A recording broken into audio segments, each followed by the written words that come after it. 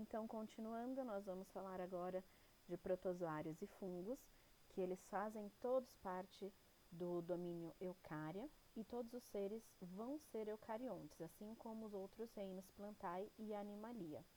Bom, os protozoários, eles são seres eucariontes, unicelulares e heterótrofos. Eles podem ser encontrados tanto em ambientes terrestres como aquáticos, ou ainda parasitando algum outro organismo, como o ser humano, por exemplo.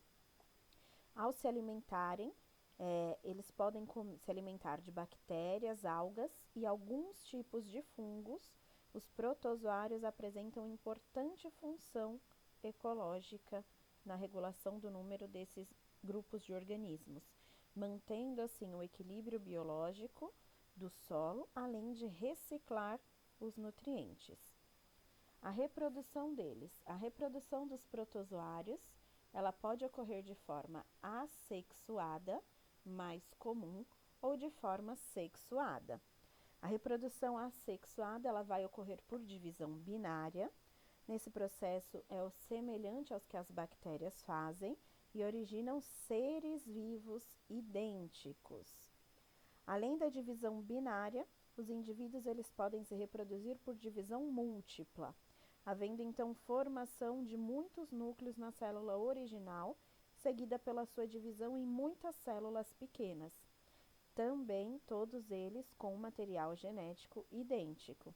Então ele mostra aqui pra gente, nessa imagem, a primeira representação de um protozoário chamado Trypanosoma cruzi.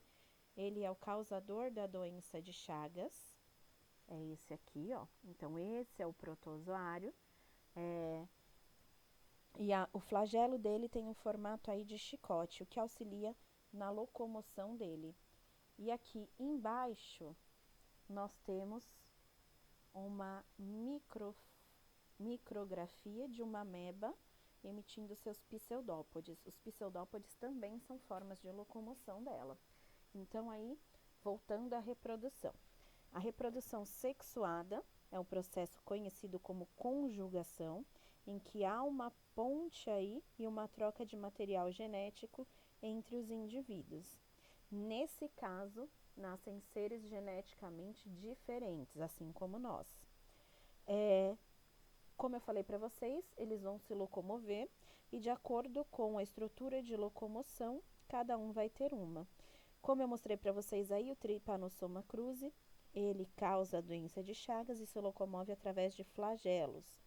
Eles podem viver isolados ou em colônia, e tem espécies aí de protozoários que são parasitas humanos, como é o caso do Trypanosoma, da leishmaniose e um outro que fica no sistema reprodutor feminino chamado de Trichomona vaginalis. Além dos parasitas, também se verifica muitas espécies de vida livre, que têm um hábito que não precisam de um outro ser vivo para ele parasitar. Então, eles são protozoários aí de vida livre, vivem em ambiente aquático, de água doce ou de água marinha. Eles podem ser sésseis, ou seja, quando eles vivem aí ancorados, presos em um substrato, e com o flagelo eles conseguem se alimentar. Ou eles podem ser livres natantes, ou seja, conseguem aí sair em busca do seu alimento no próprio ambiente. Os sarcodíneos, eles são protozoários que usam pseudópodes. Pseudo vem de falsos pés. Então, como é o caso da ameba.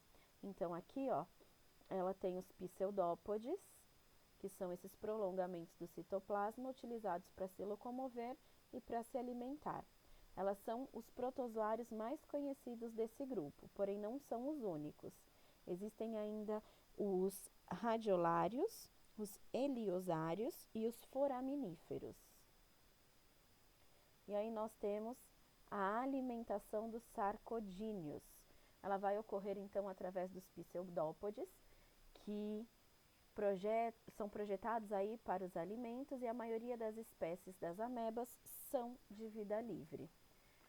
Estando presentes em ambiente aquático, tanto de água doce como de água salgada, ou associados aí às plantas.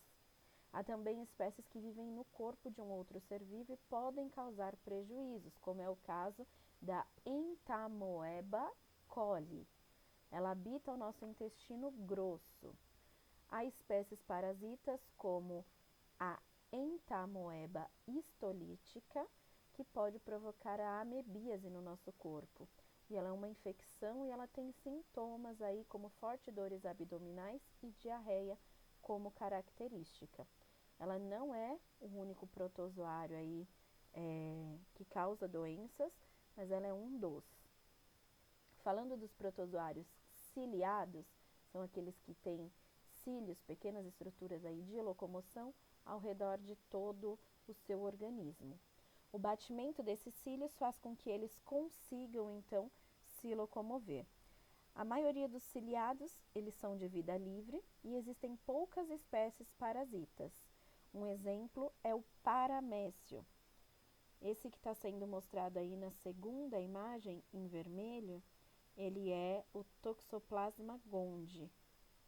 Ele é um esporozoário causador da toxoplasmose e o Plasmodium sp, causador da malária. Então, nós temos dois aí protozoários causadores de doenças. Os esporozoários, eles não apresentam estruturas de locomoção.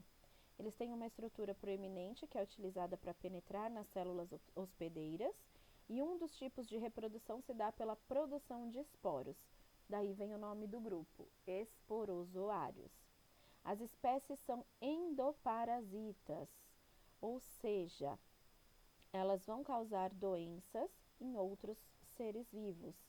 Elas vão habitar aí, vão viver em outros organismos vivos, causando doenças, pode ser em animais ou no ser humano.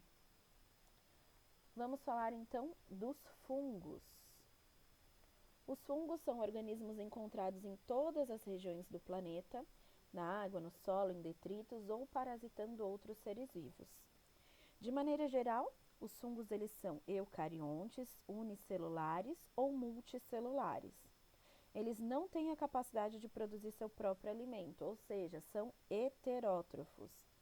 Eles podem ser microscópicos, tendo aí de 2 a 10 micrômetros de diâmetro ou até vários centímetros, ou macroscópicos, quando eles são visíveis a olho nu. A reprodução deles é assexuada, que é a mais comum, e tem também alguns que se reproduzem de maneira sexuada.